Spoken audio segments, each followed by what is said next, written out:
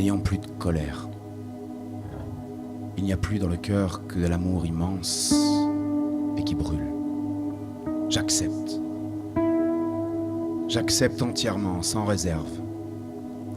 Ma race, qu'aucune ablution d'hysope et de lys mêlée ne pourrait purifier. Ma race rongée de macules. Ma race raisin mûr pour pieds ivres.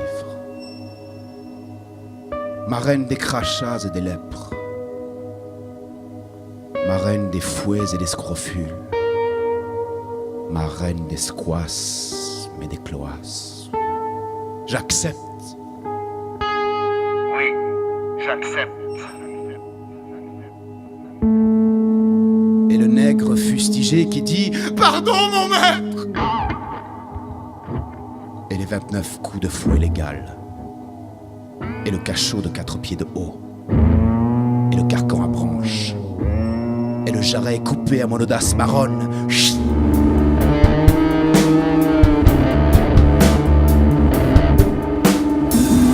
Et il y a le macro nègre, l'ascari nègre. Et tous les zèbres se secouent à leur manière pour faire tomber leurs zébrures en une rosée de lait frais. Et au milieu de tout cela, je dis hurrah! Mon grand-père meurt, je dis hurrah! La vieille négritude progressivement se cadavérise.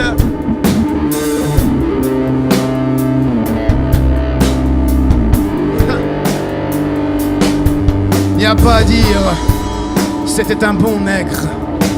Les blancs disent que c'était un bon nègre. Un vrai bon nègre. Le bon nègre a son bon maître. Je dis hurrah! C'était un très bon nègre. La misère lui avait blessé poitrine et dos, et on avait fourré dans sa pauvre cervelle qu'une fatalité pesait sur lui qu'on ne prend pas au collet. Qu'il n'avait pas puissance sur son propre destin, qu'un seigneur méchant avait de toute éternité écrit des lois d'interdiction en sa nature pelvienne.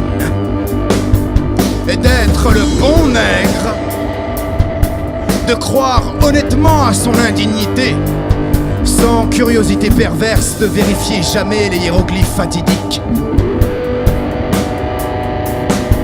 C'était un très bon nègre. Et il ne lui venait pas à l'idée qu'il pourrait ouer, fouir, couper toute autre chose vraiment que la canne insipide. C'était un très bon nègre. Un très bon nègre.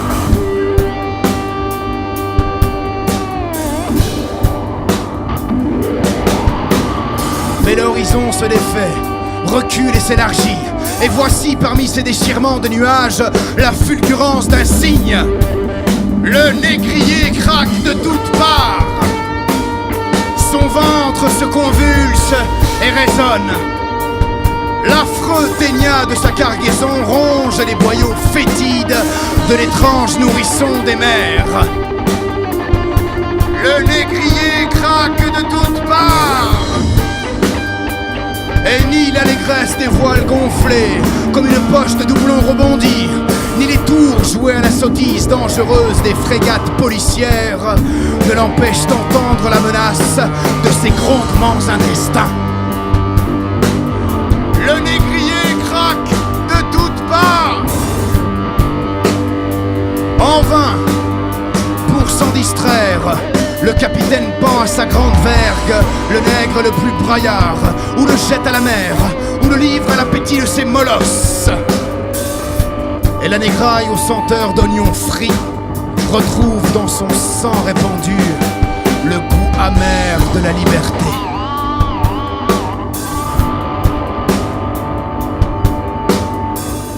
Et elle est debout, la négraille. La négraille assise, inattendument debout. Debout dans la cale, debout dans les cabines, debout sur le pont, debout dans le vent, debout sous le soleil, debout dans le sang, Debout et libre. Debout et non point pauvre folle dans sa liberté et son dénuement maritime, girant à la dérive parfaite. Et la voici, plus inattendument debout, debout dans les cordages, debout à la barre, debout à la boussole, debout à la carte, debout sous les étoiles, debout et libre.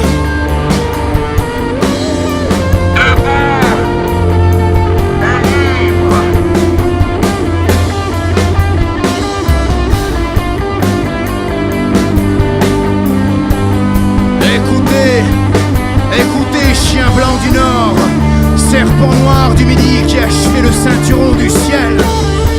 Il y a encore une mer à traverser. Oh oui. Il y a encore une mer à traverser pour que j'invente mes poumons, pour que le prince se taise, pour que la reine me baise. Le maître des rires, le maître du silence formidable, le maître de l'espoir et du désespoir, le maître de la paresse, le maître des danses, c'est moi. Et à moi mes danses de mauvais nègre. À moi mes danses, la danse brise carcan, la danse saute prison. La danse, il est beau et bon et légitime d'être nègre.